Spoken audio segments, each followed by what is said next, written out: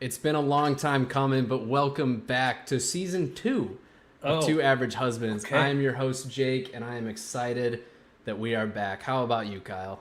That seems like a good transition to season two. I hadn't thought about that, but now that you sprung that on me, it makes perfect sense, and I'm happy that you did that. I'm good. I'm your host, Kyle. I am back. I'm happy to be back, and I am excited to get back to trying new beers and talking with Jake and anybody that wants to hang out in the comments with us. I don't know if anybody's in there yet, but anyway, Jake, what are you drinking? I decided since it's start of season 2, Kyle's back after a long hiatus. I had to break out something nice and fancy. I've talked about a version of this beer quite a few times as being one of my all-time favorite stouts, and I figured now would be a perfect time to break out its successor, I guess. It is what it is now. It is the Barrel Aged Pancake Robots by Penrose Brewing, Nice. which is a bourbon barrel aged imperial pastry stout with maple syrup and vanilla. I'm cheating a little bit. I've had this before, but my argument is I had it out of a tap last time, and now I'm having it out of a can, so it's different. So it's probably worse, unfortunately. I mean, This probably. pen won't fucking work, and it's driving me crazy. Gotta have a working pen. It's a fact. Do you though? Okay, there we go. Yes. Thanks for welcoming me back, Uncle Kyle. I appreciate it. Yes, Uncle Kyle, we are very happy to be back. All right, I'm starting with, for me, Sleepy Dog Brewing, and it's the Gorgeous. I have a bunch of leftover pumpkin beers before we had to take the break from the pod, or I did at least. And I'm hoping that they're still good because they've been sitting in there for a little while. But if they're not, I'm sure they'll get me drunk all the same, which is the goal. This Jake should and be I were fine. both talking about the fact that we have been on a hiatus of drinking as we've been on a hiatus from the podcast. And so the two of us are probably going to get goofy, I guess, Yeah, is a good way to put it. just a little bit. Literally, so this episode is going to be us just introducing quite a few new things, talking about a few life updates before we get into the normal content. But I bought a house. As you can see, if you're watching us live on YouTube, if you're listening to us later on Spotify or iTunes, you're not going to know that. But Go to YouTube and look at the house. yes, please go to YouTube. Make sure you like the video. Give us a thumbs up and a comment. Helps with the algorithm.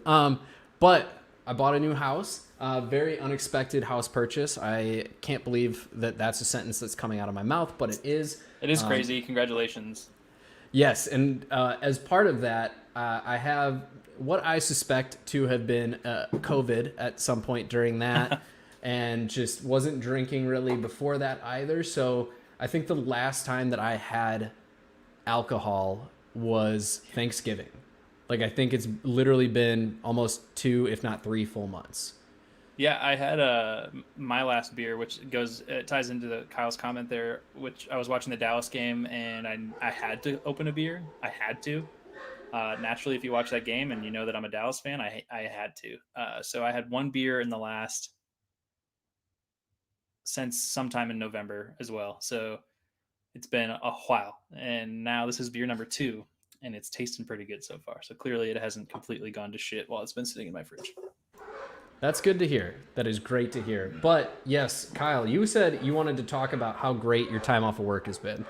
Oh yeah, and I mean this is kind of like one of my topics anyway. Because honestly, in this, to be completely transparent, in this episode, I have no idea what the fuck I'm going to talk about because I knew that there were so many things that the two of us have missed out on the last 2 months that I figured we could find plenty of content.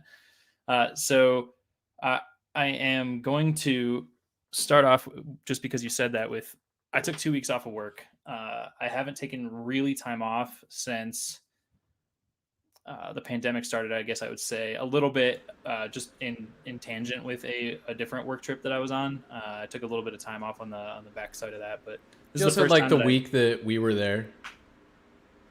Yeah, that's true. I kind of forgot about that. So yeah, between that, which we didn't, still you're talking about pandemic time off where you can't really do much. But this time I was like, I need a break.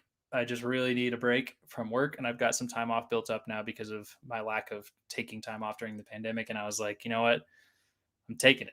I'm doing some time for me and Carly and us to hang out. She tried to get some time off work too. Didn't really work out, which sucks. But we did have some time that we were able to just spend the two of us and kind of do some stuff, which just reminded me of something else that I need to talk about. But the big thing was, and I was sitting there and I can't remember, I think we were in like either on the couch or in bed or something. And Carly, I was like, man, I'm bored. I gotta do something. And Carly started.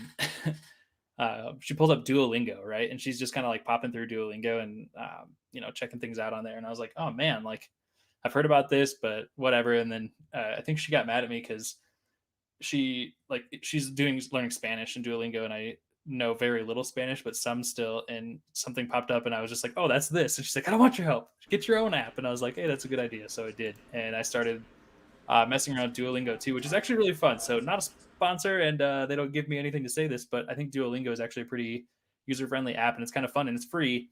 You don't have to get the pro version or whatever. You just have it's kind of like any other mobile app where you get like lives, if you will, hearts on this app. Right. And so then you get 5 chances to fuck up. And then if you fuck up 5 times, then you move on to some sort of waiting period, right? Until you can accumulate more hearts and keep trying. But it's actually pretty dope.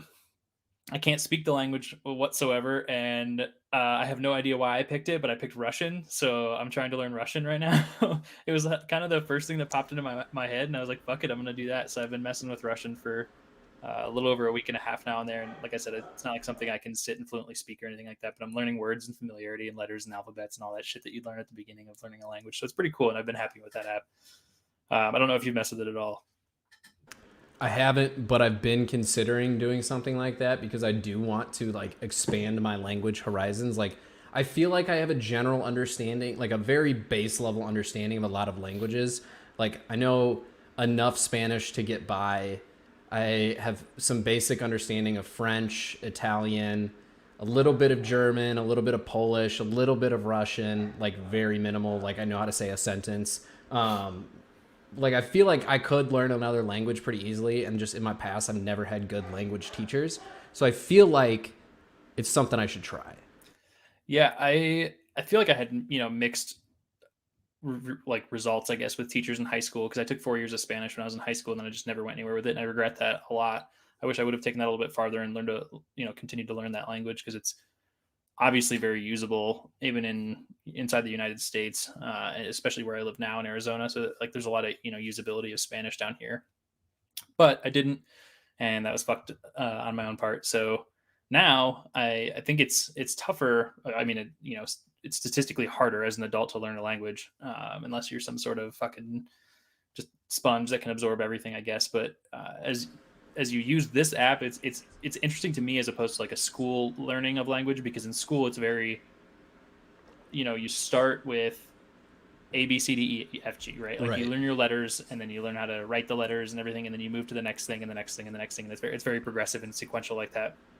With Duolingo, it's like, hey, this is how you say "How are you," and then you move on from Yeah. there, right? See, And then you go that's to the what I next thing and the need. next thing and the next thing, right? So you're learning applicable conversation, with the language, as opposed to just like, hey, this is how you say yellow.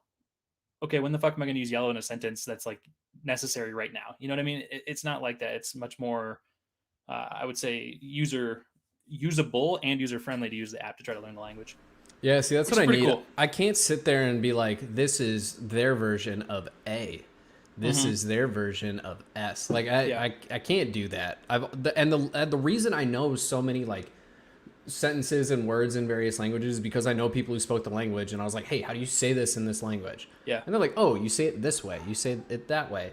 And I've always been a better learner like that. And I think that's why I sucked at Spanish in high school. Is it was just like it was taught so in such a rudimentary way that it wasn't like beneficial to me actually learning it. Pro tip, by the way, to anybody that wants to start using Duolingo, first of all, I think I can send you a link. So if you actually know me personally and like, or you have me on social media or anything like that, hit me up, send me a message, and I'll send you a referral or whatever. And I think I can get some free premium time on Duolingo, which is actually pretty dope too, because then you don't run out of lives. It's just, you keep learning. Well, then Um, send me a link. I'll I do will, it. I will do that. But then also, I'm gonna lose my train of thought. What the fuck was? Oh, This is where I was going with that. Pro tip: if you have the free version of Duolingo and you're messing with the app, you can start with like the lessons, which is where you'll lose lives if you mess up like some sort of translation or whatever. But if you go to the next tab over from the lessons, there's a learn the letters section. And so if you're not familiar with the alphabet of the language, you can start learning the alphabet without any need to use lives. So if you're like, oh dang, I'm not done learning, I want to learn more language, you start learning the letters and Right. it's essentially a free way to continue learning without having to get stopped or watch ads or anything like that. And they actually do talk about certain words in there too. It's not just the letters. So, pro tip. Well, I'm gonna have you send me that. I don't know if I'm gonna pick Russian. I feel like I'm You don't need copying to. at that point. You don't have to. I feel like I might there's be like so many languages. I don't even know what I'd want to learn. I kind of want to learn like Mandarin Chinese. I think that'd be cool. So I think it is pretty well known too that Mandarin is actually one of the hardest languages to learn, beside English, because English is fucking weird and everybody hates it. I thought it was the opposite. I thought Chinese was easy to learn. No, I don't think so. I'm also not the brightest bulb in the chandelier, so Duolingo, blah blah blah. 19 languages nice. on Duolingo, and you can pick any of them. And there's some of them like are super weird, like not necessarily weird, just like rare languages like Navajo and Latin, shit like that. You can still learn on there. Yeah, I've heard of Duolingo forever. Like I've seen the commercials, I've seen the ads, but through my employer, sometimes students or people have to submit like proof of proficiency in a language, and we very recently just started accepting Duolingo's like certificate of fluency, Nice. which is it's really cool. It's very kind of as you said, like you don't have to really spend a whole lot of money on it, and for some of the other English proficiency tests you do. So this is a great alternative for a lot of people. Yeah, and honestly, I think that was my biggest deterrent prior to this, because I'd also seen some advertisements and everything like that, and then I think I just didn't realize that it was free. Yeah, that was I kind of the didn't either. deterrent for me, is I didn't realize that it is completely free. When you told me that right now, like when you were talking about this on the podcast, was the first time that I heard that Duolingo was free. I feel like maybe it's just not advertised, or maybe I'm just not paying attention because I didn't think about priority of learning language when I was listening to ads. I don't know, but it is free, and there's no stoppage to like where they'll let you get to in the language. You can keep progressing through all the lessons at the free rate. You just have to watch ads. So and do the live thing. Also, I just looked it up, and there's a little blurb here at the top of the Google search, and it says, interestingly, the hardest language to learn is also the most widely spoken native language in the world, which is Mandarin Chinese. So good luck. I wish you well. All right, maybe I'll start with something easier. I'll learn like French or something. I don't know. Omelette du fromage. That much I got, and then I know how to say a very dirty sentence in Spanish. I know, or not Spanish, in French. Un, deux, trois, quatre, cinq. I think that's all I know from French. I took like when I was in 7th grade, they made us take like immersion, like rapid short duration immersions into languages, which I think it was only like 3 or 4 weeks. It wasn't like a full semester or like a quarter or anything like that. You just took a few weeks intro, because then the next year I think you were eligible to start like enrolling in full time into a language. So they just wanted to give you, which is actually really smart. I give the school a lot of credit for doing that, to let you try out different things and see where you want to go with it. The school doesn't exist anymore, so all right. sorry. But anyway, I took Mandarin. Actually, was one of the ones that I took, and then for this immersion, Mandarin and then French, and that's really, I can remember like ni hao and à deux toi. So. The sentence I know how to say in French is "Voulez-vous coucher avec moi, s'il vous plaît?" Which is essentially like, "Will you go to bed with me? Will you have sex with me?" That's what I got. That omelette du fromage, and then like Champagne, Versailles. Like I know how to say like French cities or French regions. Like I understand the pronunciation of the language, like moi. Like I know, again, very rudimentary levels of a lot of languages. Yeah. I know how to swear in a lot of languages. That's cool. The interesting thing that I still haven't figured it out, which is part of the reason I think that I'm not learning how to like speak the language necessarily as much as I am understanding it right now, is that like with Carly, when she's doing Spanish, they have a voice recognition thing, right? So they'll pop up a phrase on the app, and then she has to say it into her phone, right? And say like, Kiro Taco Bell, for example, and like it'll be like, yes, you pronounced that correctly, right? So it actually tests pronunciation as well. But I haven't seen that for Russian yet, so I'm not sure if it just doesn't do that for that language, or if it's something that I'm just missing out. I don't know. Yeah, in Russian, I know how to say "Здравствуйте," which is like, I think it's like hello. I don't know. No. I used to know Bert Kreischer does a bit where he went to Russia. It's yeah. And that's like his most famous bit. Yeah. And in there he said a Russian sentence, and I've listened to the bit so many times that for a while I was able to do it, but it's been a while, so yeah, the rest of that has kind of slipped my memory. That was a really good bit too. That was funny. But yeah, I think learning a language would be so cool, and I've just never put in the effort to do it because of how bad my experience was with Spanish in high school. Duolingo And really should sponsor me for doing this because I'm about to just praise them a little bit more. And I think that's one of the beneficial things about their app is that their lessons, they're like each lesson or each segment of a lesson is literally like 5 minutes. So you go through 5 minutes of here's a few phrases. It teaches you while you're also testing you, right? So it'll say something that you don't understand, and you'll just click the word, and it'll tell you what it means. So your first like exposure to a phrase is you like looking at what the individual words mean, but they don't tell you one word at a time. They give you a phrase, and then they explain what the phrase means, right? right. You interpret the words from there, and then you build off of that, and then they start testing your memory of that, and then they get to the point where they won't let you click the word to get the meaning anymore. You're tested on that, right? But each lesson is so short and it's very user friendly. The machine, yes, that is the bit. That's a good bit. That is the bit. It's not his best bit, in my opinion. That maybe that's a hot take. I think a lot of people think he peaked with the machine and has kind of gone downhill since. There's in one of his specials, he's got a joke about his daughter and a bag of like microwavable rice. And even just thinking about it right now, I'm having a hard time not like stomach laughing because to me, I don't know why. Maybe the first time I watched it, it was like 2 a.m. and I was just like so slap happy. But that joke just forever makes me giggle like a schoolgirl. Dude, I don't know what it is, but it's been a long time, like short of that bit and maybe, some Kevin Hart, early Kevin Hart stuff. I don't feel like I've watched a lot of stand-up from home, right? Like on Netflix or whatever, and really like rolled laughing. I've seen a lot of like really like the old like Bill Burr stuff was all really good, and I would die laughing at all that shit. And now I'm like, I don't know, I haven't seen one that really really got me going, and which is funny because we did like right pre-COVID, or maybe it was like right when we thought COVID was going away.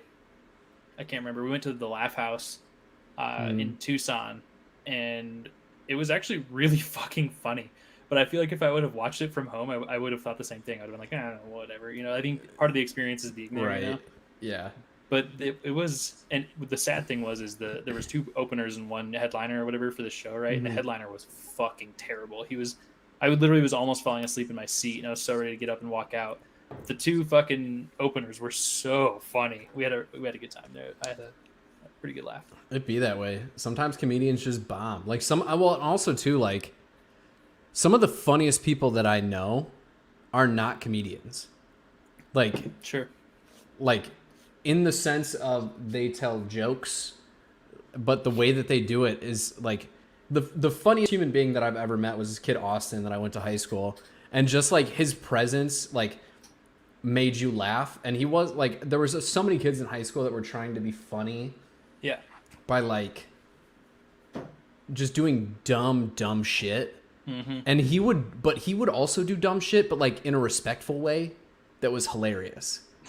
And then like he's dabbled in stand-up comedy, done like open mics and stuff like that, and some of the jokes that he come up with like are like absolutely hilarious. And I think there's so many people who could be that level of funny that's why it also doesn't surprise me when the funniest of people bomb, like when like true like professional comedians bomb, because it's just like comedy really is so subjective.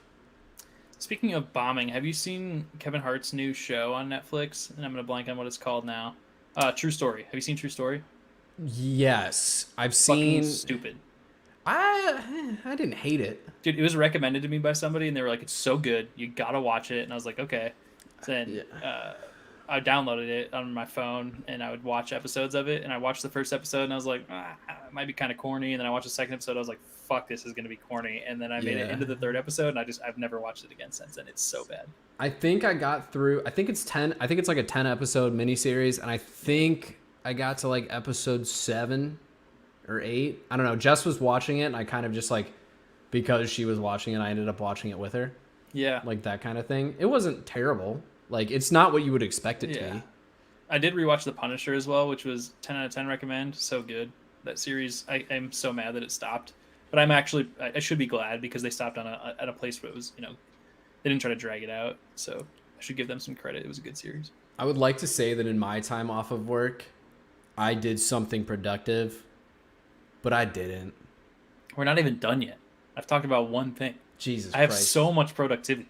All right, well, I bought a house, and I've like, I would comfortably say at this point we're probably like 54% moved in. Yeah. And even that is like, I don't know if I can really count that because there's like, I don't know if you can count like the long-term plans that we have. For the house? Yeah. I wouldn't. No. But like once your shit's in the house, you're moved in. Yeah. So then we're probably at like 62%. Like most of our shit is in the house, but it's not put away yet. Dude, we were moved into my house without unpacking for like fucking 2 years. Yeah.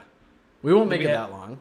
I won't let it happen. Up until it became necessary. We literally had one room that was full of boxes for years because we just didn't want to deal with it.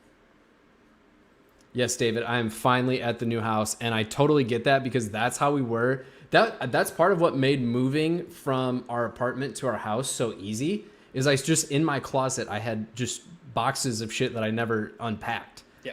I would like go into the boxes when I absolutely needed something out of it, but we also like we've been very conscientious, and because we still have our apartment for an indeterminate amount of time, like stuff that we're either getting rid of because it was tied to Jess's job.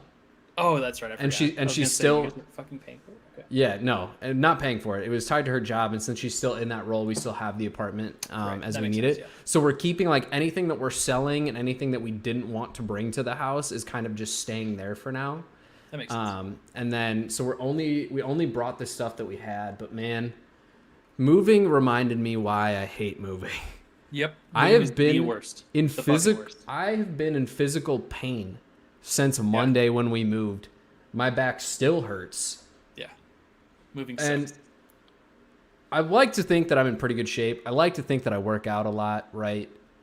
But it doesn't prepare you for slipping on your new floors at your house. I have this nice, I won't say super nice. It's LVP. It's luxury vinyl flooring. Nice. It's called luxury. It's not really luxury. It's cheaper than wood. It's vinyl still, but everybody knows what vinyl is. Yeah. It's very, very slippery when it gets wet. And so when you're moving into your house after it's been snowing and kind of melting, you just end up with like wet floors. Yeah. And then you carry a couch through a doorway and you like slip and almost drop a couch on yourself and blow a groin at the same time. But you catch yourself with all lower back. And you struggle for about a week or so afterwards. You made me think of two things in saying that. One of them is now that I've left the Midwest, I have no idea how people do it.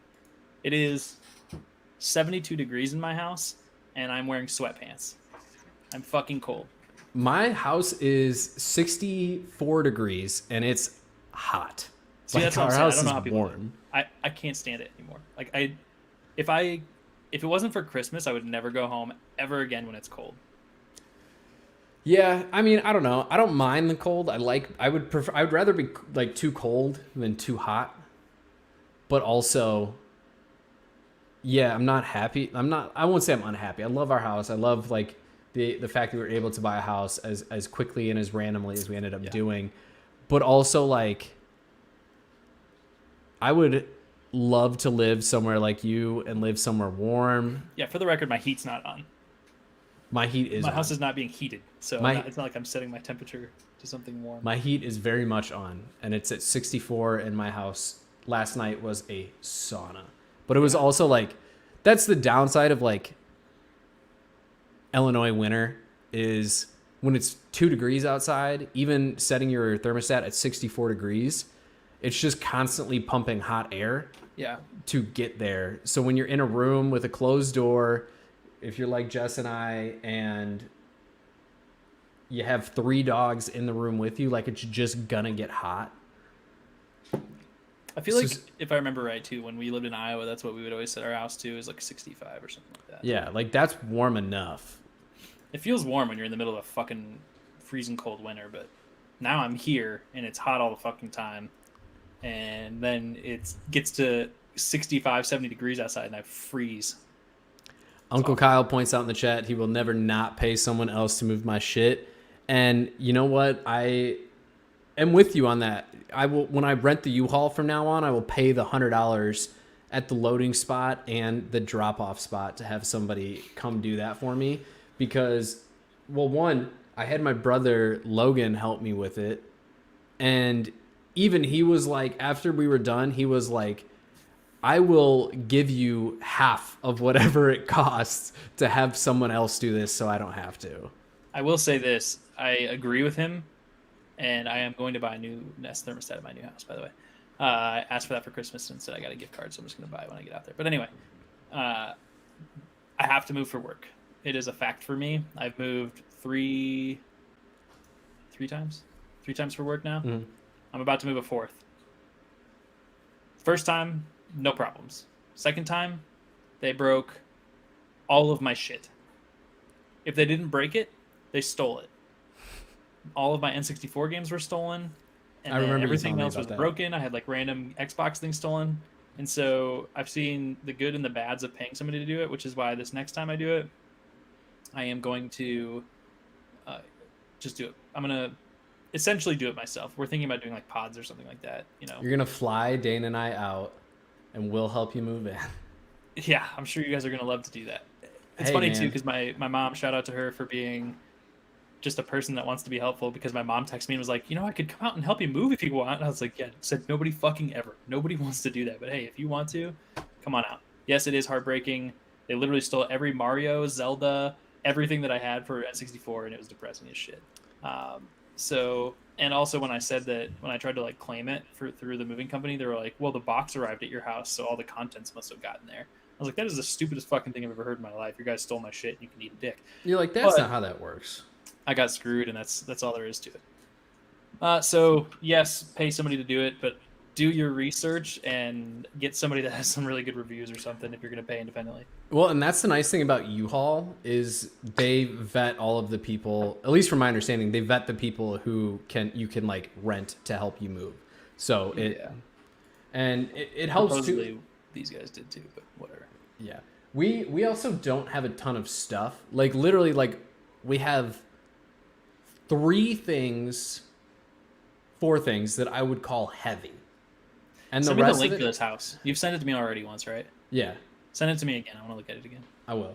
I can also just, after this is done, we can just pop on FaceTime. I'll walk you through the house real quick. That works too.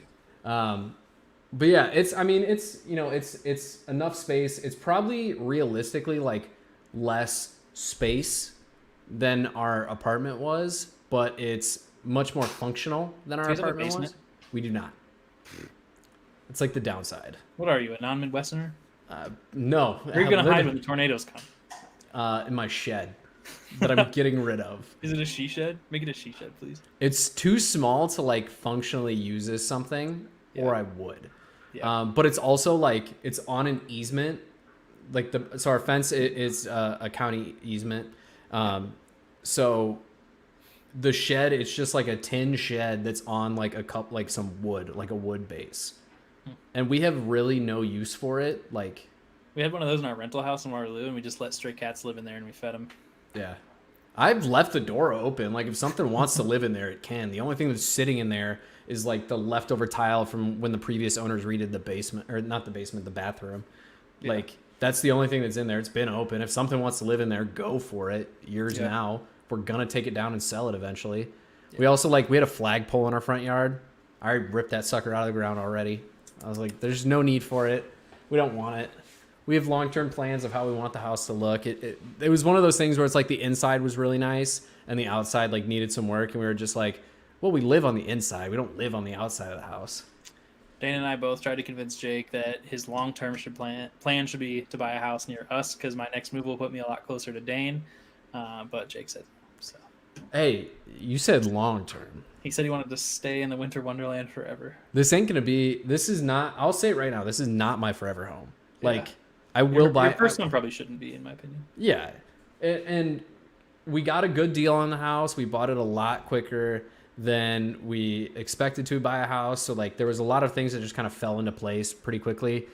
I don't want it to be like the American Dad house. I'm sorry. But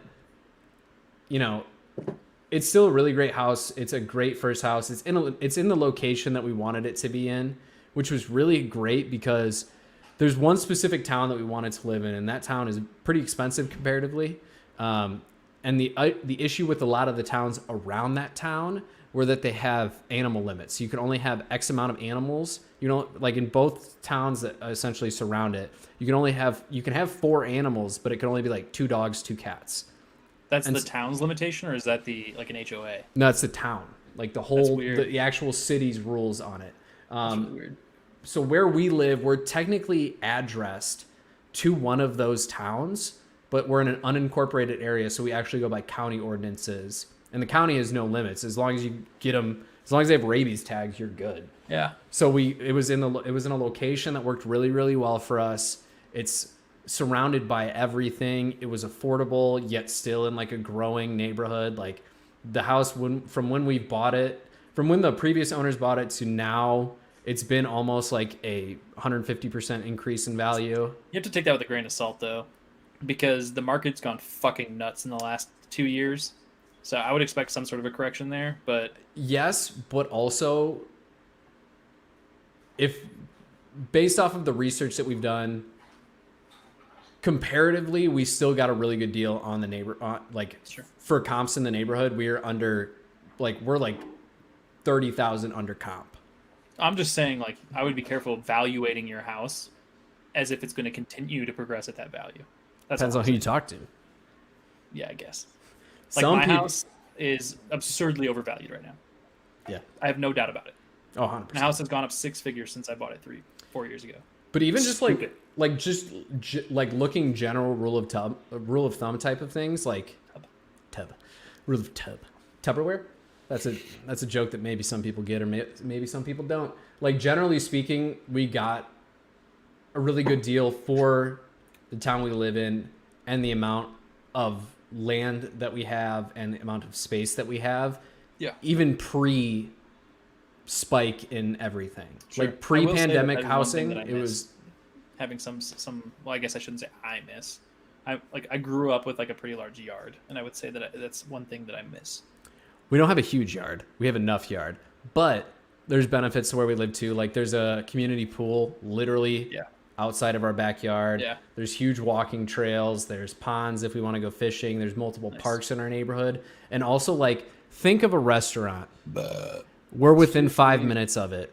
Think of a store, like a chain store. We're within 5 minutes. Like it's literally prime for everything we could want it to be. Yeah. And that's literally the only reason that we even bought a house. Yeah. We looked at one other house. It was a pure fixer-upper. It was listed at an okay price, but a price that we weren't comfortable paying, given that it was like a foreclosure auction property. Yeah. And it ended up even selling for over what we thought it would. It was in a little bit of a more preferred area, but there was so much weird with the house. Like it was a 2-car garage, but half of the second car garage was blocked off by an addition to the closet that somebody did in the master bedroom. Plus the floors were warped, the ceilings were warped. It was just like you could tell that somebody bought the house, started to renovate it, realized it was too much work, and was just trying to get out of it as quickly as possible. Yeah. So that was the only reason we even like went through the pre-approval process and everything.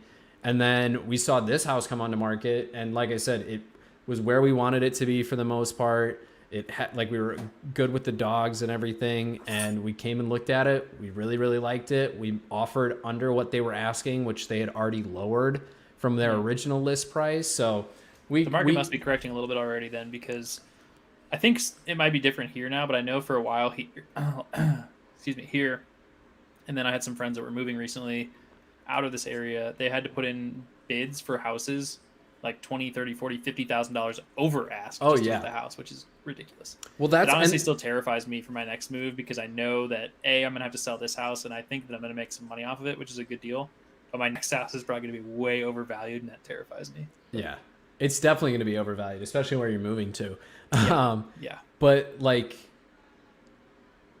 I lost my train of thought on that. What were we talking about before you talked about the value of your house?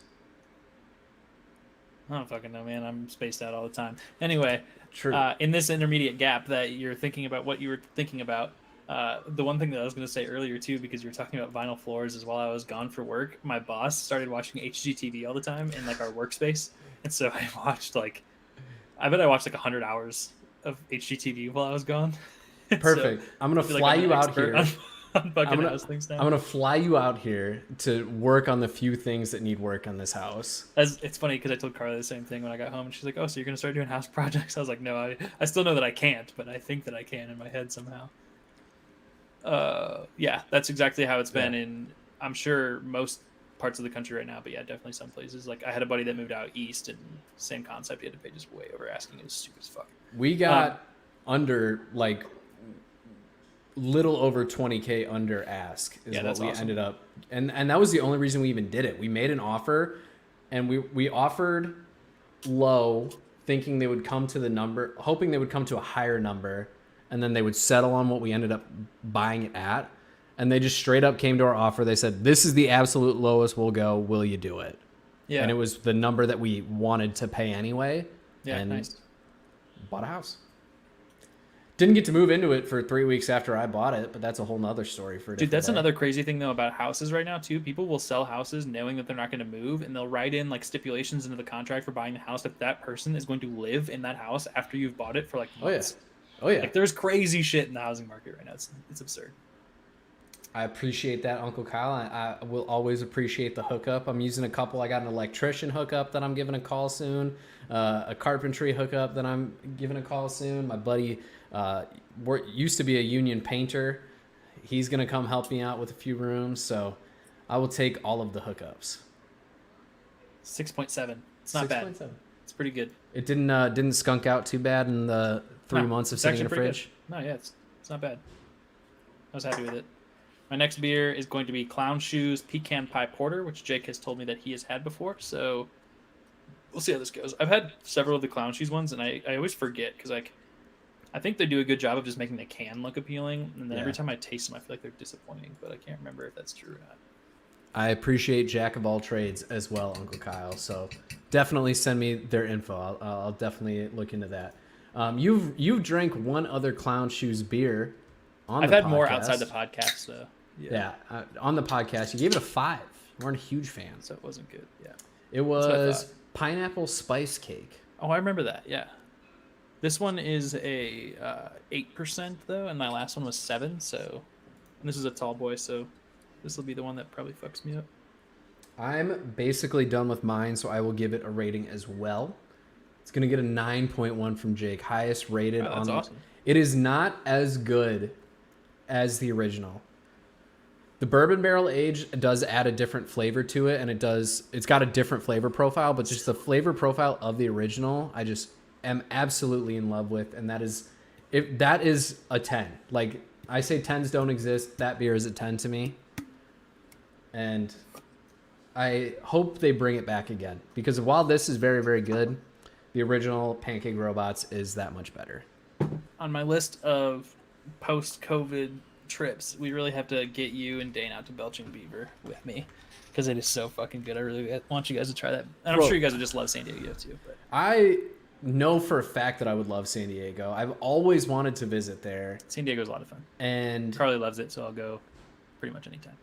All right, we'll talk Dane out of this expensive Mexico trip he wants to plan, and we'll go to. Dude, I wish I could go to that. I really wish I could. I honestly do too. Like it'd be like, especially because Jess and I have been trying to go out of the country for like since we got married now, and it's just been so difficult with like COVID, and then like when we had the like it was COVID, and then we had to save money for the wedding, and then after the wedding we had to save money for the house, and then we bought the house, and then we weren't planning to buy the house yet. Yeah, so it's just been a whole lot of levels of things, and it'd be great, but also like we could much more cost effectively do San Diego, I think. Oh yeah. As long as you book in advance, like you know you're going to be out there, it's not that bad. If you try to do it last minute, it is very expensive. All right, let me from experience. Let me introduce my second beer here. It is Untitled Arts Cinnamon Roll Gold Stout. It is stout with natural flavors. It's very descriptive. It is 8% alcohol. For reference, the first one that I had is 14%. 14%? Is that here? Is that what you just said? Holy Yes, shit. sir. I'm feeling pretty good. I guess you will, yeah. All right. Well, while Jake pours that, I will move on to the second part of this conversation. Was he How was his quarantine in Jamaica would be my question. Yeah, I'm curious, but also like that's why Jess and I ultimately decided not to go to Mexico last essentially like last September. Is we had the opportunity to go. The actual resort that we would have been staying at was going to be free, but it was very much like you needed the COVID test to come home, and neither of us could have like had the time off to take extended time off if we got Yeah. stuck there. Yeah. Don't work at the time, didn't work remote jobs, and like in Mexico, like your American health insurance doesn't help you, so you're paying up to like $250 for a COVID test Is it really that expensive? unless you do it at the airport. And if you're doing it at the airport, you risk like it's just a longer period of time as opposed to basically when we looked, it was like anywhere you could find them as cheap as 90 or as expensive as 250 depending on where you were. Dang, that's crazy. See, and so I got to remember too that we have a different audience other than YouTube, so I should probably say what these comments are that I'm responding to. So Uncle Kyle says her and her daughter just stayed at the resort, which could have been fine, but if they were like confined to their room, stayed at the resort type of thing, that was probably still pretty shitty. Yeah. Well, I don't know. That's my understanding of kind of how it goes. Like I know people who have gone to I got a buddy who plays professional soccer in Australia, and when he went back there, I know he had to quarantine. Yeah. And it was just like literally sitting in a hotel for 14 days. All right. It's fine. I'm going to transition. They give you all the food. Moving. That's all right. Yeah. Well, not always. I've heard of people having to quarantine and they only get like 2 meals a day and like have to figure out a way to get their third or whatever. I don't know. Things can be shitty. But anyway, the other thing that I've been spending time in productivity in my time off of work is I've dabbled quite a bit in like C++ for a programming language. I've done a little bit of MATLAB and C#, and that was it up to this point. And I haven't ever done anything really extensively with them. I've just kind of learned, the basic functionality of those languages. Well, I decided that I wanted to learn a different one and get something else into my repertoire during this time off as well. So I started using Code Academy. Again, not sponsored. They're not paying me to say this. And I think Code Academy is actually pretty decent too. The biggest problem for them is that there is a lot of pay blocks in order to use Code Academy. So like if you want to learn Python, which is what I'm trying to learn right now, Python 2 is free on Code Academy, but it is an outdated language, right? So if you want Python 3, you have to pay. And the thing that I am annoyed with about that is they offer a week-long free trial, right? And so I was like, fuck it, I'll use the week. And I could probably get done with most of the basic tutorial stuff of Python in a week, especially since I'm not working. And so I tried to get the free trial week. And when I did it, I found a coupon code because you have to give them your credit card information in order to start the free trial, just so they can automatically start billing you at the conclusion of the free, just like everybody else, right? Yeah. But the coupon code, every time I'd enter the coupon code and then enter my credit card information, it was like, please contact your bank, or if this issue persists, can't process charge or something like that, right? And I was like, what the fuck? And I was like, you know what? I bet these bastards are so fucking stuck up about this coupon code that if I get rid of the coupon code, that my charge is going to go through. Sure as shit, I delete the coupon code and I fucking hit submit. And goes it goes through right away. You yep. Motherfuckers. And so Code Academy, not that you're ever going to hear this podcast or know that I'm talking shit about you, you can kind of go fuck yourself for that one, because that is totally bullshit. I was pretty pissed about that. But you know that shit's on purpose. Yeah, 100%. It absolutely was. But the software itself is pretty awesome, I will say. I think they do a pretty good job of teaching basics of a language in an interface that works. And it's it's essentially a web-based IDE, right? And you can there's the instructions on one side and the IDE on the other side, and you just type code and it outputs and it teaches you how to do it. And I think Python's pretty user-friendly. So I've spent quite a bit of time now dabbling in Python as well, which has been fun. In the past, like 5-ish years ago, dabbled very, very briefly in trying to teach myself code, got very frustrated, quit. Yeah. But I see a lot of benefit to, one, knowing how to do it. It opens up a lot of career opportunities for you. Yeah, but even absolutely. Just like for general like knowledge purposes, like I do like to continually try and teach myself how to do new things or learn new things. And code is one of those things where it's like, I feel like my ADHD brain would get it if I really like dove into it. And so there's been a few that I've considered teaching myself, like R, which is like regression modeling and regression coding. I think it's on Code Academy now.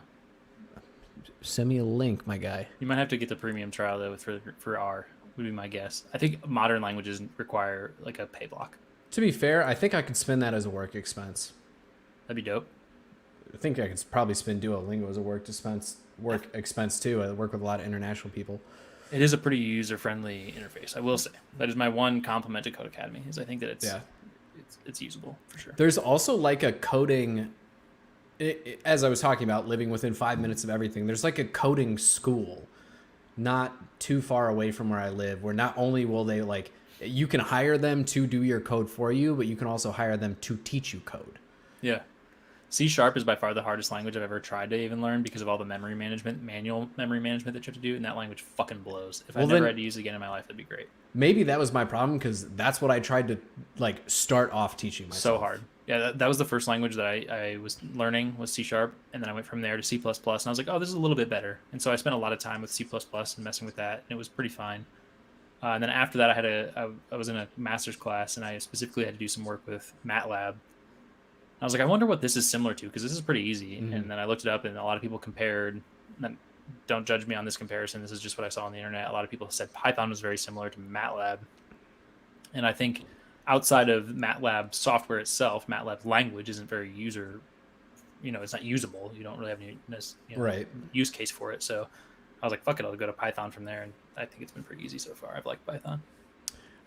Really, the only code that I'm like, I wouldn't even say competent, but like that I have used to some extent has been HTML.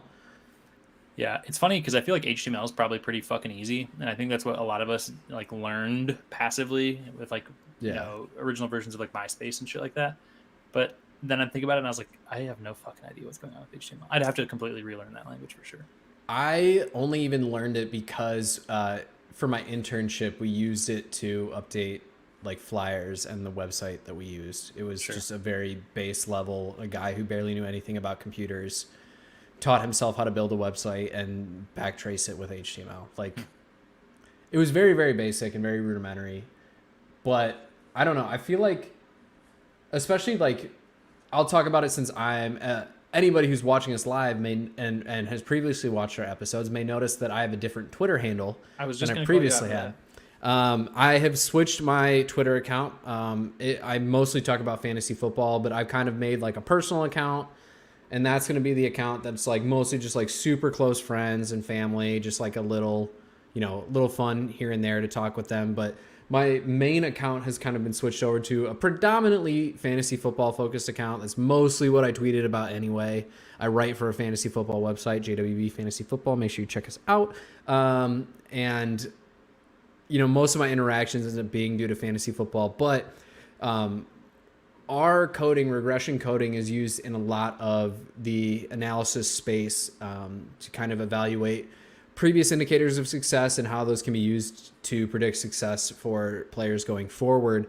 And there's a lot of people who are very deep into the fantasy football scene who like use R very, very heavily. And they even teach courses for a very affordable price. Shout out Josh Larkey of Player Profiler, who like teach R and teach the way that you can use R. And honestly, there's a lot of ways to break into the fantasy football and analytics space using R. And that's one of the main reasons I want to learn it. Is it's just like, it's a use case where I may never professionally use it, but even if I can use it for my hobby, like that'd be cool. Like I have a model that I use to try and predict success. It's very basic Excel level equations and whatnot. And I think if I learned like a true coding language, like I feel like I'd be much more effective at the level that I want to be at. It's crazy how much you can do with even like basic coding. Like it's pretty incredible, just the very simplistic caveat, but you can make some pretty cool stuff even at the very simple level with some basic loop string number manipulation type functionality of coding. Yeah, my extent of coding is like if then level coding. It's conditional statements, man. That's not hard. It's good stuff. That's my point. It's not hard. It's not good. That's useful though. Yeah, it's useful, but it's not good. Conditional statements are one of the foundations of coding. I feel like you had a professor who told you that. I think I saw that on whatever the Code Academy. Actually, I'll take your word for it. Let's see. Have I done anything else productive while off work? No. I played a lot of Apex. But that's not even true because I didn't have my computer for like 3 weeks. he timed it up perfectly where he didn't have his computer as soon as I got home and was ready to start fucking playing games. Yeah, it was. So I guess I'll go into this. So we bought the house, right? Our original closing date was January 10th. Our financials were apparently very easy to understand and had very few issues with them. Thanks, Dave. That's my dad. One thing he ever taught me was just keep your money in order. So it made closing on our house a lot quicker than originally planned. So we ended up closing in late December. The day after we closed, I started showing symptoms of what I believe to have been COVID.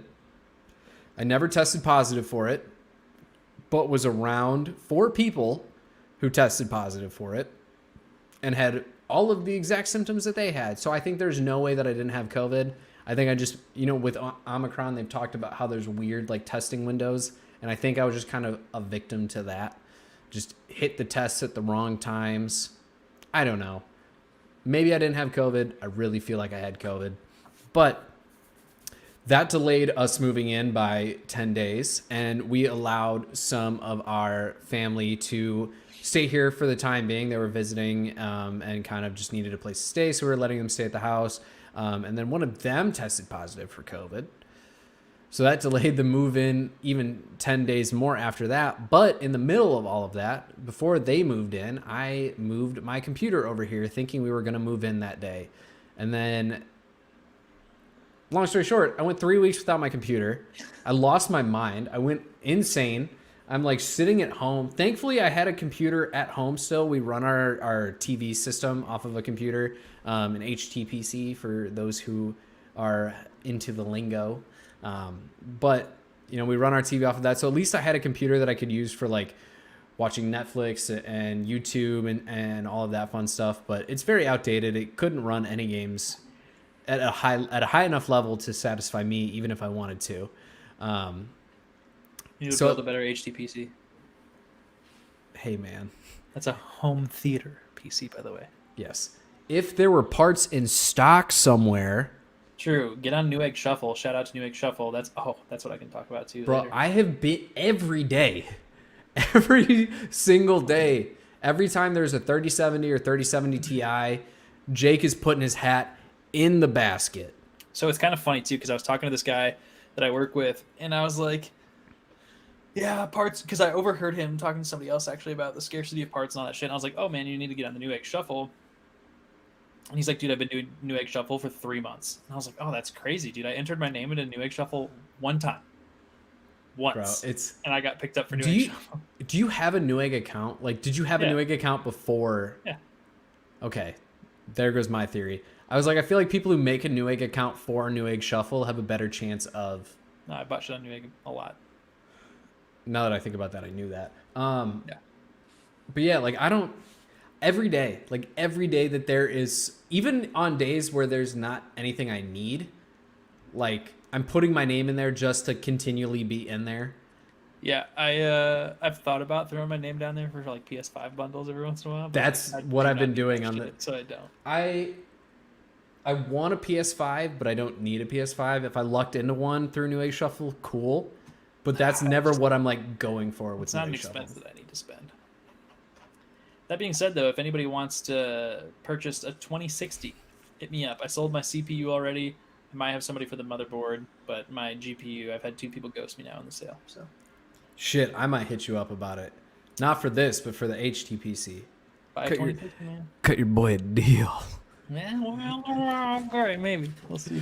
But yeah, no, I trust me. I would love to improve my HTPC and my everyday PC, but I need those parts to come back in stock. Supposedly, things are going to start. Rumors of 2023 now. So you told me that the other day, and I was like, well, I don't know about that. I've heard 2023 it might get pushed into now.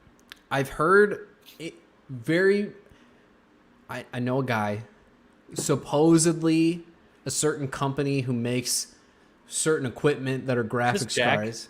Did Jack talk to you? It's not Jack. I actually It's the company that Jack has a connection to, Oh, sure, yeah, but I have other connections to them. gotcha. And they have hinted that things are ramping up in a productive way Be good. because a lot of countries are just kind of saying, whatever happens, happens at this point. It's not even that too. Part of the problem, or part of the benefit for the average consumer, I guess, is a lot of the, a lot of other countries are shutting down Bitcoin mining now, or crypto mining in general. So you're going to see probably a increase in availability due to that. Yeah, that's part of it, but it's also it's a combination of things. But there's inklings that things are going to get better. There's inklings that things are going to get worse. So we continue to just wait and see. I'm going to keep trying the Best Buy glitch every time they tell me they're back in stock or not in stock. I thought about building an app for that, by the way. I mean, there's kind of. I got a Twitter account that tells me. I thought about building an app though, just for myself, that would scan for products that I want, and just immediately alert me that they're in stock.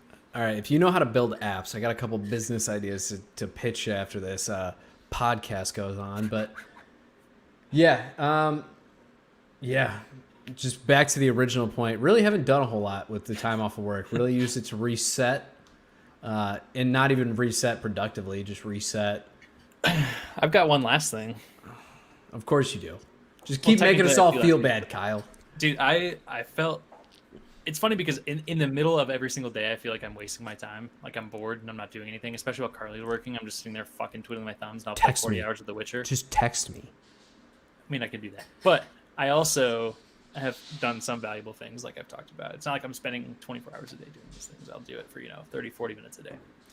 But anyway, my last plug is for the other productive thing that I've been doing, which is reading. I've been reading every single night.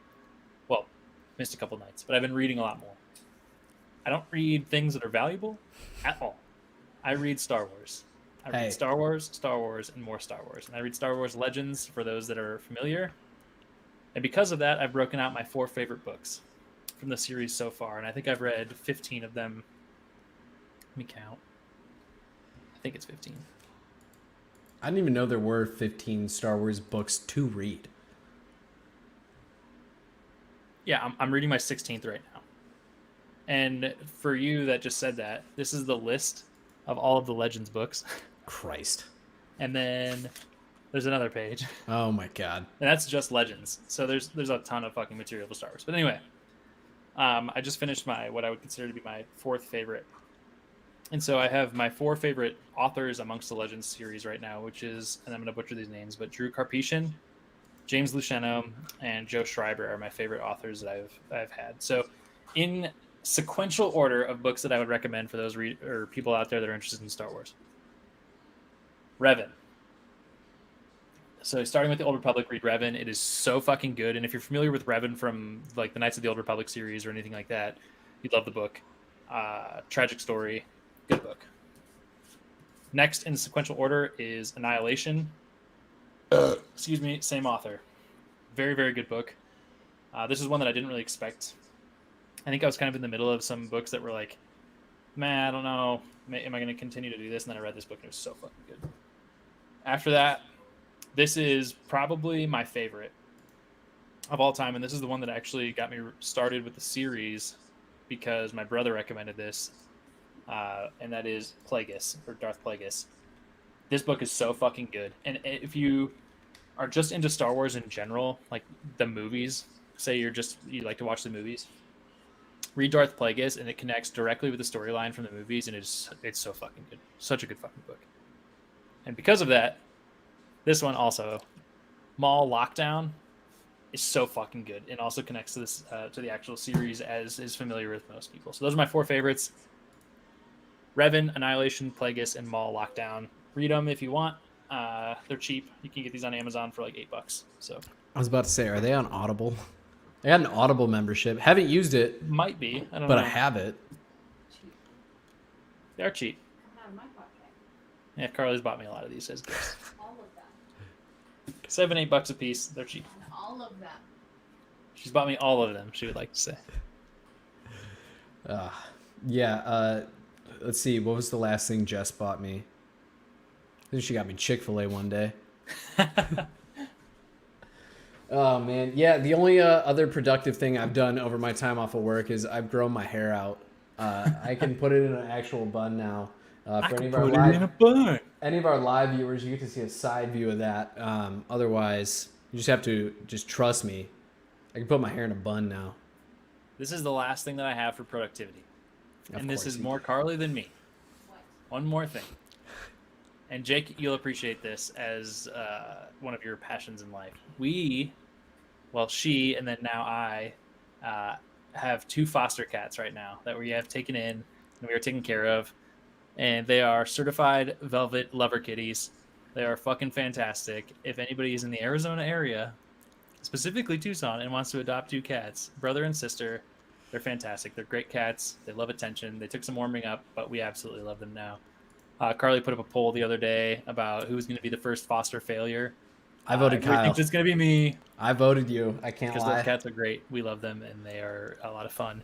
That being said, still ready for them to be adopted. We want them to have full access to a house and not just a bedroom that Right. we have them in. They have like a full living space in our house, but we have to keep them separate from other cats. But we have enjoyed the foster experience so far.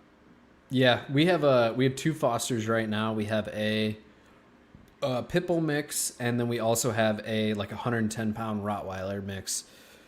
He's a fucking huge dog. We'll see. There's a 78% chance we keep one of them, but we'll see how that all breaks down. But ultimately, yeah, I'll go on my little spiel here.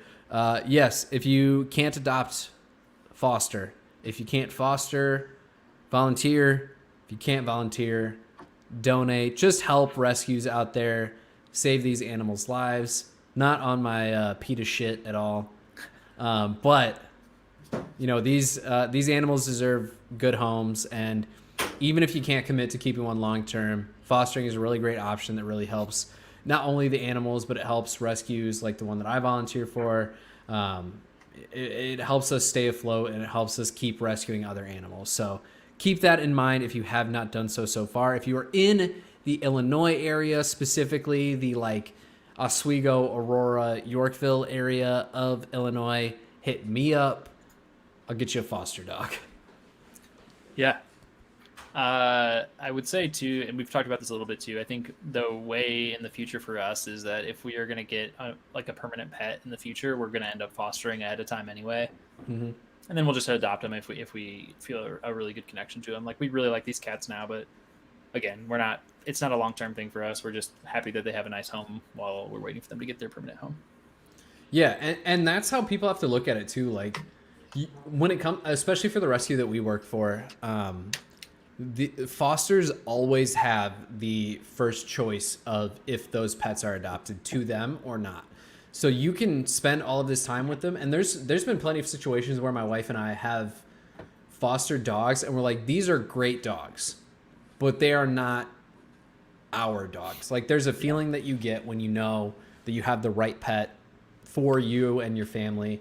And if you just foster and then you we've had people apologize to us because they're like, I can't adopt this dog for X, Y, and Z. And we're like, that's okay. You took care of them until they could get adopted.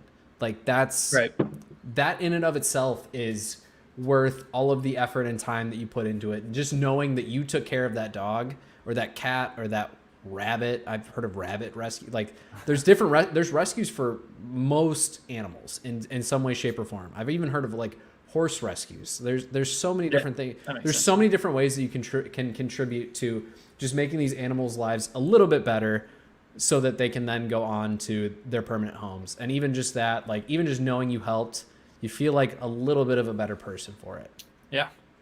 I feel like you have a real topic to get to based on what you said at the intro to this episode. So if you have another topic, then I have one more thing to talk about, and that's it for this episode. So I'll let you roll it away with a real topic. Bro, I had nothing. I was going to talk about football. We can talk about football. Let's talk about there. Let's talk about your last topic, because us talking about football may take the last 25 minutes. You just brought it up, so I was gonna bring up the fact that I upgraded my PC, and I was really excited about it. I got home from my work trip, and I had a pile of Newegg and Amazon packages just fucking waiting for me, and I was ecstatic about it. I was mad. I got the Snapchat. I was not happy with you. I felt like you were bragging. And it was not okay. I was bragging. I was 100% bragging. I was so stoked. I was gonna build this, as soon as I got the parts, and then there was a delay just because of the work trip in the middle there. But and too, like thankfully, like we didn't talk about it at all, but like I got to celebrate Thanksgiving before I left. I think I celebrated a late Christmas as soon as I got back, which was fantastic. I spent some time with Carly doing that. We had a great time catching up on the holidays, and obviously I missed New Year as well while I was gone. So that sucked, but we tried to kind of just jam that all in as soon as I got back and celebrate all the holidays, which a part of that to me was my Christmas present to myself, which was my computer. And so I got a Ryzen 9 5900X, which is absolutely fantastic, and I'm super excited about that. And then on top of that, I already mentioned the Newegg Shuffle. I got picked up for a Newegg Shuffle to get a 3080 Ti, which was just like, holy shit. So I spent a little too much money, which I spent. It'll roll perfectly into your next topic because I spent all of my sports gambling money on my computer parts. Yep. But you knew that though. That's what I wanted to do. When you talk to me about gambling every time, you were like, I'm hoping to win enough money to buy these parts. And then once I hit that point, I give it up. It's exactly what I did. And I haven't gambled since then. I want enough money to buy the computer parts that I wanted, and then I ended up going a little over budget. But I used that money to buy just this stuff. And then I also got a new motherboard. And other than that, everything stayed the same. Oh, and I got a water cooler for my CPU instead of a fan. But everything else stayed the same, which I will say, too, not only have I've been replaying The Witcher 3, and it is amazing getting fucking firewall 144 FPS on all things maxed out on The Witcher 3. Like, literally, like, my FPS has never dipped off of 144 playing on max ultra settings. I don't think I've ever played The Witcher with over 60 frames per second. Like, yeah, I've never dropped below 144. It's incredible. Like, this setup is awesome, and I'm really happy with it.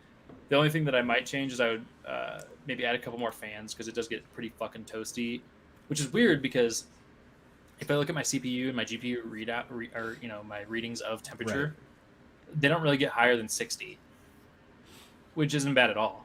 Yeah. And that's Celsius for those that don't know. But when I look at it, I'm like, oh, that's not that bad. But then when I can literally put my hand next to my case and it feels like a fucking oven. And so, I don't know. I feel like it could maybe use a couple more fans. I mean, that's just kind of just like heat over time equals more heat. Like, right. If you put a pan on low heat for long enough, it's going to get scalding hot. Like, yeah, that's true, but I do feel like there are some things I could do to mitigate some of that. But anyway, that's it could be it could be your case too, but also the case you have fucking blows. The airflow of this case is terrible. Yeah, I tried to buy a new case. That was one thing that I looked into, and I feel like I have the Fantex P400. I think it's P400, not P400 Alpha. It doesn't matter. Anyway, I have the P400, and the case itself is like fine looking, but I thought it was fucking huge. And so I was going to get I'm blanking on the one that I was going to get now. It was one of the most recommended cases by Gamers Nexus, whatever it was, for airflow and everything like that. And so I was like, I'm going to get this case. And it was actually an inch taller than the case that I have right now, which means it wouldn't fit where I have my fucking case. And so I couldn't buy it. And I also don't want a bigger case anyway, which annoyed the shit out of me. But I'm just going to say, I get really good airflow with my Meshify C. Let me just look it up. I'll figure out what fucking case it was. I tried to Google, like, Gamers Nexus airflow case. Best and worst of 2020? I'll find it. Loud noises. Maybe they have the YouTube video. He has an article. I was going to say, I'm looking at the YouTube video and just hoping it's in the description. No. Best small form factor. Best out-of-box Finally thermals. found that article. The Leon Lee Landcool Mesh 2? No. Fractal Meshify. Is that what you just said you have? I have the Meshify C. I was going to get the Meshify 2. Which they have a regular size one and then the bigger one. And I was just going to get the regular ass size one. And it's bigger than my fucking case. And I couldn't believe it. And I was pissed. But I wanted the Meshify 2. But anyway, it wasn't going to work out. It was going to be too big and too bulky. So I stuck with this case. The Meshify C is a pretty good size. It's actually probably the smallest computer case that I've owned. Yeah. And I still, like, I have 5700 XT thick too. That fits in there fine. Like, everything that I have in there, I have 4 fans. I have an AIO. Like, everything fits pretty fine in there. It's got a shroud for the power supply. I really got no complaints about the case. There's honestly nothing wrong with my case. I just have this picture in my brain of there being a smaller case. and I don't think that I'm going to find that much smaller. This case is pretty reasonable given full tower, or I guess it's a mid, but anyway, love it. Love everything that I did. Love the upgrades. Computer's been fantastic. Very excited to have it done. Selling my old parts if anybody wants them. Other than the CPU, I already sold it. And what else was I going to say? Oh, the other thing that I was going to say, which is pretty fucking incredible, is I had a lot of doubt on the fact that I was going to just be able to take my old hard drives and plug them into a brand new, essentially, computer and just have everything work. I was like, God, this is going to be a nightmare. I literally switched it all up, plugged it back on. Everything's good. I was like, holy shit, Windows, bless you for somehow making this so transition, such a smooth transition because, and I had even looked it up online before I put everything or tore everything apart because I was kind of worried about this. And some people are like, oh, you might have to reactivate your version of Windows and a lot of your subscriptions because they're going to identify new hardware. Nothing.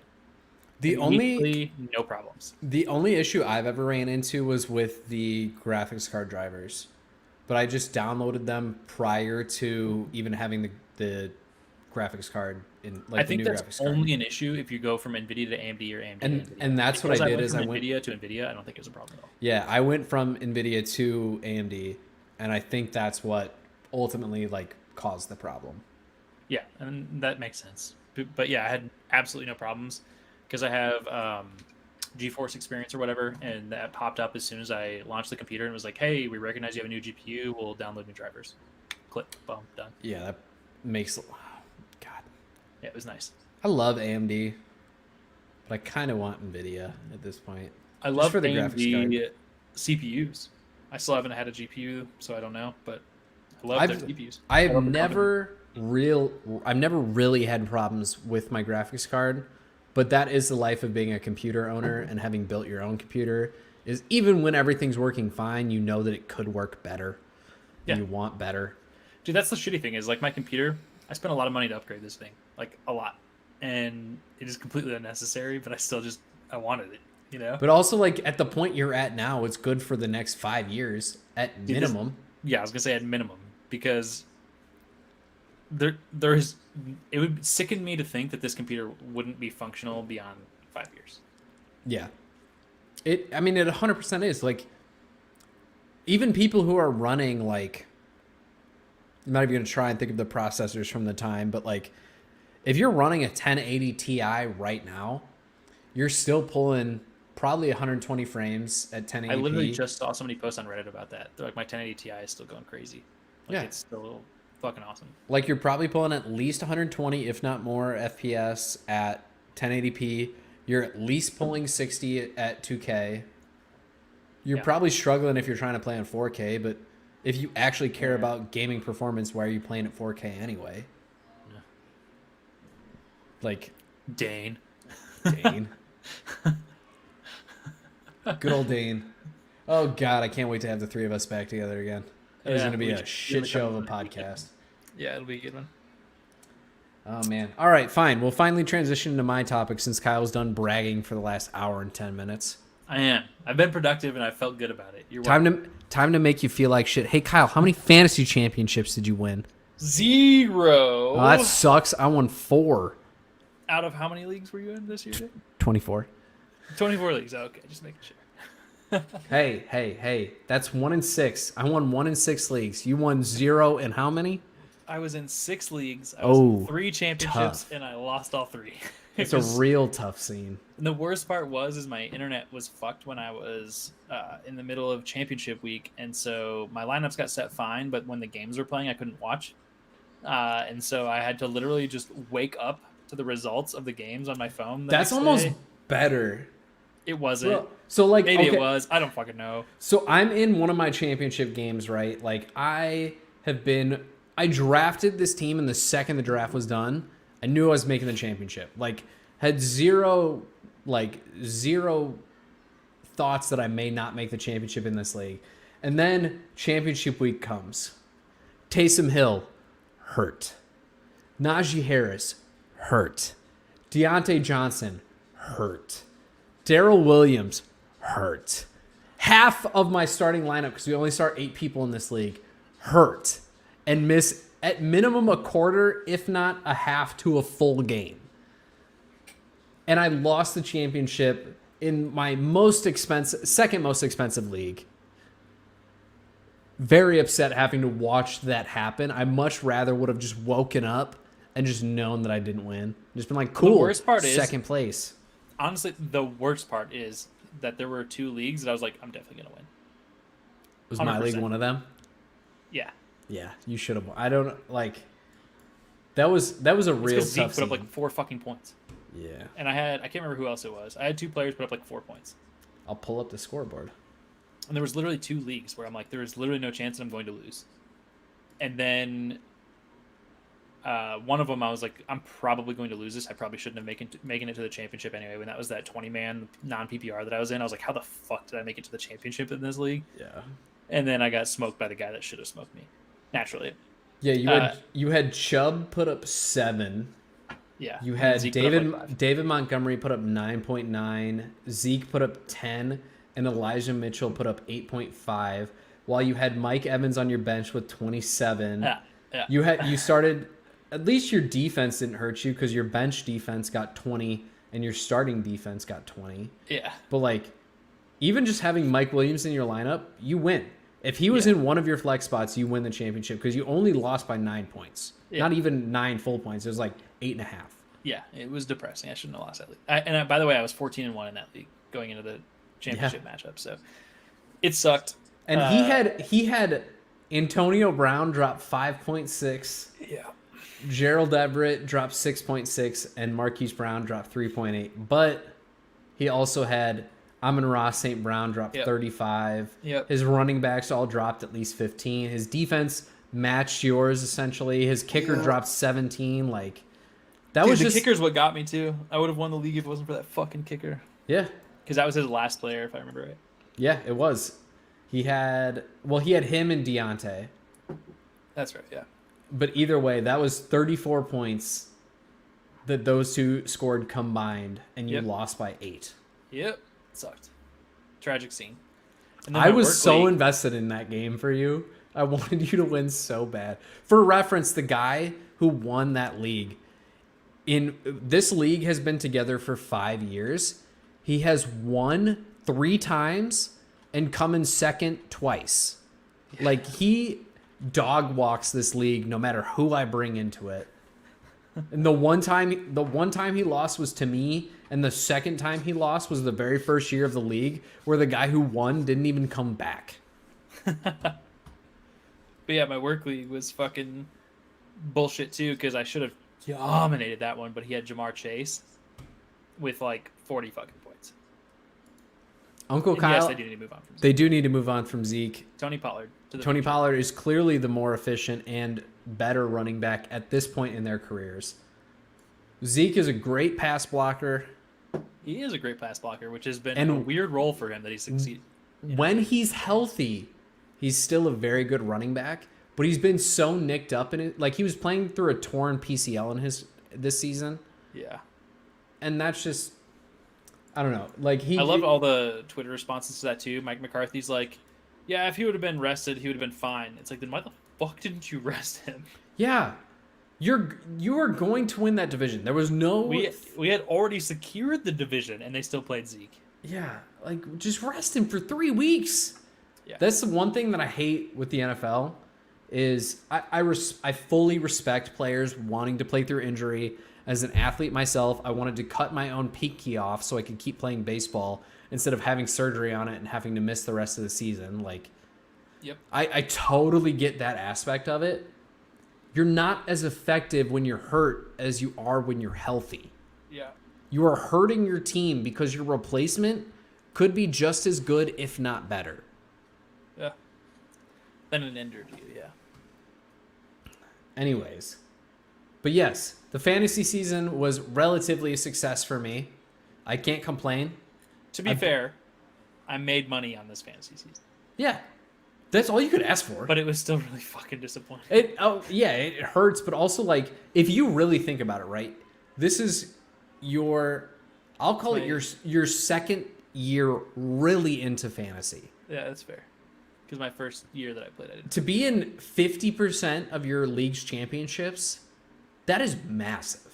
You know the sad thing though is that the 3 ones that I didn't make it to the championship in were all my dynasty leagues, which like does not bode well for the future of those dynasty leagues. But here's my counter argument to that. It could bode well if your teams are built well.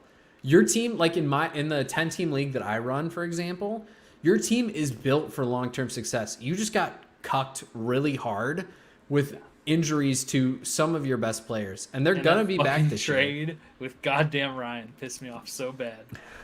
For the record, I traded Javonte Williams and a first for Ridley and Thomas, who didn't play another game that entire season. So. Yeah, that was a real tough scene, especially when you consider that Javonte is now being valued at like running back 3 in fantasy, which in I think Dynasty. is a complete overvalue, especially since Melvin Gordon might come back.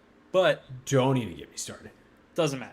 I don't care about his value anymore. It's the fact that I got no return value. It's not that I feel like the trade was bad. I think if Ridley and Thomas would have played, I think it was still probably a little sided to Ryan, but an okay trade. Like I think it would have helped me because I was hurting for injured receivers. I think assuming all are healthy, you won that trade by a mile. I still think next year it's going to be a fine trade for me. Yeah, if assuming Ridley comes back, if you believe all the rumors that he's going to end up on a new team, he's probably going to be the wide receiver 1 again at whatever team he goes to. If Michael Thomas is healthy, and whether he's on the Saints or he's on a different team, he's got a very good chance of being the wide receiver 1 yet again on that team. Like, yeah, he does. And in Dynasty, wide receivers should be more valued than running backs. Running backs are a hot commodity, but like I've seen 0 running back teams compete for championships because their wide receiver core and tight ends are so good. Dude, I saw somebody post on Twitter, and it might have even been you, somebody that won a league in a 0 RB strategy, and I was like, holy shit, good for them, man. Yeah. Like, it was pretty incredible. He ended up, like, for one league, for example, it's a 2 tight end Superflex Dynasty League. This guy, at one point in the season, was starting, like, Tony Pollard and... Let me try and pull up his roster and see if I can find like a week of his roster. He's starting like Tony Pollard and at the time Cordero Patterson, which going into week 1 of the year, you're not thinking that's a great roster for you. Like you're just playing for draft position for next year. He ended up dog walking the league and he ended up losing to a roster I could have taken over, which is a thing I'm salty about, and it'll be a story for a different day. But like you can, in Dynasty, if you have really good tight ends, really good quarterbacks, and really good wide receivers, you can get by with shitty running backs. Like if your running backs are putting up 9-10 points a game, but your wide receivers are putting up 30, you're gonna be fine. Like it balances out really well. And I've seen a ton of guys who basically ran like 0 RB rosters and just picked up pieces here and there or traded for pieces here and there and won leagues. It's a viable strategy. It's not, I don't think it's a viable strategy in redraft, but it's a very viable strategy in Dynasty. Looking back, knowing what you know now about the 2021 season, would you trade before week 1 Melvin Gordon for Travis Etienne? Knowing what I know now in Dynasty? Yeah, in Dynasty. Yeah. Yeah, okay. That's the trade that I offered that made me quit that one league. I offered Melvin Gordon for Travis Etienne at very beginning of the season, right when Travis Etienne confirmed out for the whole season. I offered Melvin Gordon for him, and that one fucking turd sent me that message and was like, are you fucking kidding me? This is the worst trade I've ever seen in my life. And it's so funny to me. Still thinking about that. Bro, it's also not the worst trade ever because somebody tried to tell me that Devin Singletary was worth A.J. Brown. Anyways, no, but yeah, no, like I think glad that I traded you in that one league that doesn't matter at all, the Twitter league for fucking Singletary. Though I'll still take that. Good for you. I don't know, like my mindset has very much shifted in Dynasty to the fact that I don't think with your running backs you should be thinking more than 2 years out. It's such a volatile position. There's such overturn with it, like. Devin Singletary got drafted to be the starter. The year or so, was it 1 year or 2 years after? I want to say it was 1 year.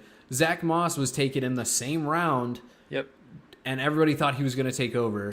And then Buffalo now 2 needs years to draft a good running back. Yeah, and then now Not 2 that years. Singletary's bad, but Now that 2 years after that, like Devin Singletary over the past like 4 weeks of the season was like RB5 or some shit. He's like, good. Yeah. If they would just give him the fucking chance. I love David Montgomery. Same. We all know I love David Montgomery. As a Bears fan, I wanted Devin Singletary in that draft. Yep. I thought he was the more talented running back, and I think Buffalo just used him improperly. They did. And then they crowded the backfield. Yeah. You just made it harder. You made people think Zach Moss was good at football. I'm not saying I could be as effective as an NFL running back. Zach, if you ever hear this podcast somehow, sorry, not sorry. Get good, kid. But yeah, I don't know. Especially like thinking back to like early in the season, especially if I think I have a competitive roster, I'm taking Melvin Gordon for ETN. I'm not trying to think about a young running back. I don't care. Like, I still value Christian McCaffrey very, very heavily because I'm not thinking more than 2 years in the future with my running backs. That's exactly why I don't value Christian McCaffrey.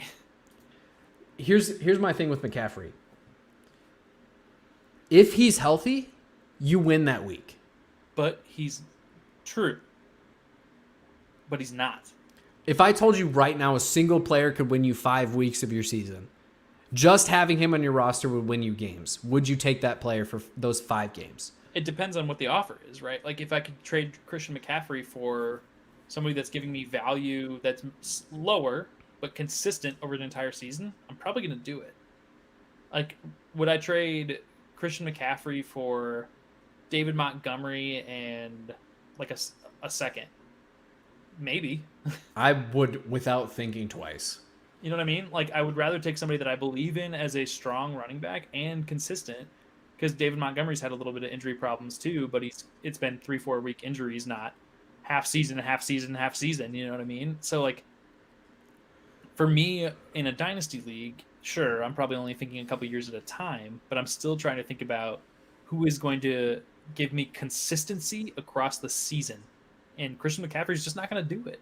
And he's proven that season after season after season. But he's winning you the games that he's healthy. Sure, but he's not winning your season. Maybe, but it's a problem. Here's the counter argument to that, though, right? Deebo Samuel. Is that the counter argument? No, it's not the counter.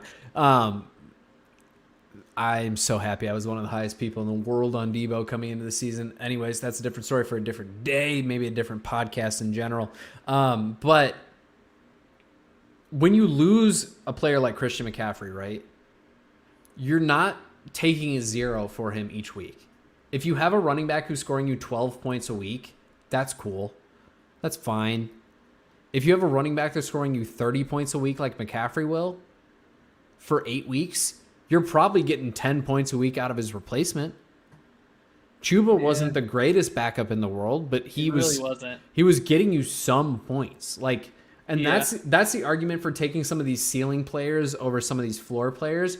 But even so, like, Melvin Gordon probably won some people leagues. Like, he was a very effective running back, all things considered, for a 29-year-old running back who's splitting time. And he might come back next year as a 30-year-old. He might be the next David fucking Johnson, but better. Yeah, like, I don't know. I think ultimately when it comes to fantasy football, right, there's so many different ways to play this game, especially in Dynasty. There's long-term plays, there's win now, there's, competitive struggle, as it's called. Like, there's so many different things that you can do. I think ultimately, like, you're trying to win now, right? Like, if you're winning right away, you can then trade those pieces for younger pieces to help you win again in 2 years. Like, yeah, I've definitely learned a lot of lessons from this year's Dynasty, for sure. I'm never drafting. This was my first year playing Dynasty. So. I'm never drafting an entirely young roster again. I'm not fucking doing it. Yeah, I wouldn't either, and you shouldn't, right? I did it. You have to win now too. I did it like 2 or 3 times amongst like 12 Dynasty leagues, and I'll never do it again because I was just like wholly uncompetitive in those leagues, and just generally speaking, like, there's so much prayer that goes into it, like praying these guys turn out, and it's just not worth it. In the long run, it's ultimately not. Yeah, agreed. But real quick, before we wrap up here, Super Bowl prediction. Who's winning? Who's going to win the Super Bowl? Oh, God. You've seen The wild card games. We're going into divisionals. Do you know who I want to win? If I had to guess, I would say I feel like you probably don't want Brady to win. I do not. I feel like you probably don't want the Rams to win. I don't really give a fuck. I feel like if I had to pick one team, I would say you probably want Buffalo to win. No, but you're close. I think Buffalo is a great team that deserves a win. That being said, I hope the 49ers get fucking decimated by the Packers, but I also hate the Packers, so I hope the Packers get decimated. Who I want to win the Super Bowl is the Cincinnati Bengals. Do I think it's going to happen? Absolutely fucking not. But I think it would be the best story of the season if the Cincinnati Bengals came back in their first season in 30 fucking years winning a playoff game, and then they come back and win the Super Bowl. I think that'd be incredible. Bro, I'm so mad that Cincinnati and Tennessee are playing each other because those are like if there was a world where I could make that be the Super Bowl, that's who I would want to be the Super Bowl. Yeah, that'd be fun. Like that'd be so cool. That'd be fun, especially but Derrick Henry's coming back, so we'll see what's gonna happen. It's gonna be tough. I have a very, very hard time seeing a team beat Green Bay this year. This is my problem. Is I think Green Bay might be the worst fucking team to root for in this entire like group of teams. I hate I hate Tampa Bay. I don't really like Tom Brady, obviously, and I've tweeted about that. And I don't care to see the Chiefs win another one this close to their 2 years ago victory. But I fucking hate Aaron Rodgers this year because I think he's been such a fucking douche.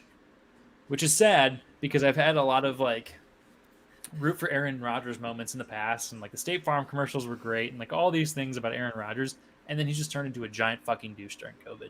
And I really don't want to fucking see that guy win a Super Bowl. And I'm so sick of his fucking MVP talk and all this shit. I fucking hate hearing about Aaron Rodgers right now. And I would rather see him just get absolutely fucking dicked by the 49ers than see him win a Super Bowl. I don't think that's going to happen. Yeah, I have a really hard time seeing any team beat Green Bay this year. They're just... Even as much as I don't want it to happen, as a Bears fan, I definitely don't want Green Bay to win. That's one less thing I need Packers fans holding over my head. But that is one thing that I do disagree with you with. I think the Chiefs could beat the Packers. I do. I think the Buccaneers could definitely beat the Packers. I think if the Bills had healthy corners, they could beat the Packers. If Tampa was fully healthy, if Tampa had Godwin, if their offensive line wasn't hurt, if their running backs weren't hurt, if their defense wasn't hurt, I think Tampa Bay could put up a fight. Dude, that's the crazy thing about Tampa Bay, though, right now with Tom Brady, is even without the pieces, he still makes things work. Like, you're seeing Keyshawn Vaughn have success in this offense right now. And Keyshawn Vaughn hasn't done fucking shit in his entire career. Yeah, I mean, he's going off. Yeah, you see, God damn it, what's his name? What's the wide receiver's name in Tampa? I can't remember. Tyler Johnson? Is that what it is? No, well, he's sucked. Cyril Grayson has been kind of like... But Tyler Johnson has had success, too. He's been usable. Yeah, but that's the thing, is that's all Tom Brady needs is a usable person that can put their fucking hands on the ball and he can have success. And I hate it. I don't like Tom Brady. It's not that I don't like Tom Brady. I don't like seeing Tom Brady win every single fucking year. It drives me crazy. Yeah, it's just boring. Yeah, it is boring. Yeah, and so I think you're going to see competition, and I hope we see some upsets in this, honestly. I'd love to see like a complete underdog matchup. Like, I'd love to see the Bengals, the Rams, the 49ers, and the Bills move on. Don't get me wrong. I'd love to see that too. I don't think it's going to happen. Yeah, I would love to see it, though. It'd be cool. But, like, I don't know. I just, as much as it pains me to say as a Bears fan, like, I really have a hard time seeing teams beat Green Bay right now. Like, Aaron Rodgers is operating at a level of proficiency that is unheard of. Dude, he is absurd. Like, his touchdown to interception ratio is fucking absurd. He's a cheat code. Like, he's literally, like, as much as we want to call, like, Patrick Mahomes, like, I think there's, like, a legitimate argument that he's the best quarterback in football. I don't think he's the best quarterback in football. That's maybe a hot take, but he's at least... I think he is in the top tier. Yeah. It's him and Josh Allen right now. Like, there's not really a comparison. That being said, that's another thing that I wish it wasn't the Bills versus the Chiefs. Yeah, and that's my argument with, like, Cincinnati, Tennessee. Like, I'd much rather see, like, Buffalo, Cincinnati, and Kansas City, Tennessee. Like, I'd much rather those be the games. Yeah. And then there's a chance... Even, like, the Chiefs and the Packers, the Bills and the 49ers, and then you mix it up a little bit on the other side, make it Bucks, Bengals, Titans, Rams or something. Yeah, I think that'd be cool to stop doing. I think you take the playoff teams and you give them seeds, and AFC can be playing NFC. I don't care about the whole best in the AFC, best in the NFC. Right. I think that's I don't either. I've always thought like a conference/division system is the dumbest thing in sports. Like, give me the two best teams. I don't care what side of the bracket they're 100%. from. Yeah, Just give me the two best teams. And yeah, I think that'd be sick, because you could realistically, like, if I'm looking at the playoffs, right? I think Green Bay Tampa Bay is probably the best Super Bowl matchup this year. But that can't happen. Yeah, that's probably fair. Or Green Bay, Kansas City. Yes, but also no. I'm tired of I love a dynasty if it's my team. If it's not my team, I don't want to see them in the playoffs every year. Like, yeah, agreed. Yeah, just a little bias there, but all right. We've made our comments known. My prediction for the winner this year is Tampa Bay. Even though I hate to say it, don't want to say it. I think Tampa Bay is going to get another one, but I'd love to see the Bengals win. Jake says it's going to be Green Bay, and he'd also like to see the Bengals win. And more importantly, before we close this out, I can't wait to watch you drink Malort for a whole episode. Yeah, I'm going to have to just acquire some somehow. I'll have to look around. Hey, I don't it's think at Total actually Wine. Total Wine here. I don't think it is. I looked it up. It's there. You're not looking in the right spot, but it's there. All right, let me look again right now as we close this out. You can make your comments, and I'll make, mine afterwards.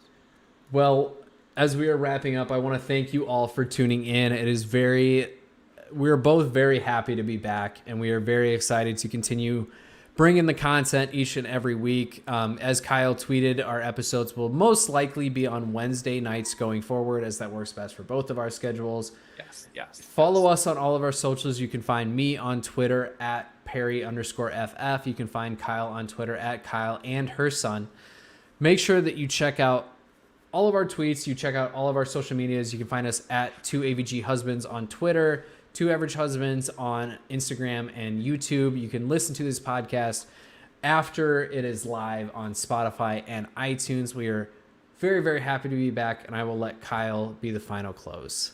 No results found for Malort. Okay, Well, perfect. Malort is not at my Total Wine, so that's good news for me. I'll have to acquire some somehow because I need to live up to the bet.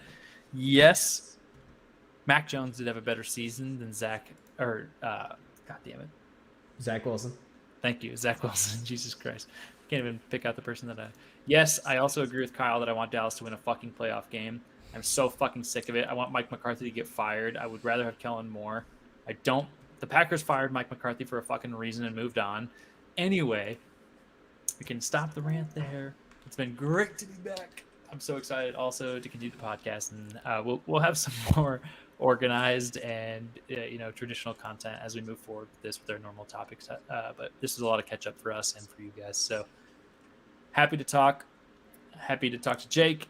Hopefully we'll have Dane back soon. We'll have a lot of fun, and we will see you guys all next week on Wednesday. You can find me on Twitter at Kyle Anderson. Follow us all on the rest of our social medias, and we'll see you guys next week. Peace. And don't forget to tell somebody that you love them.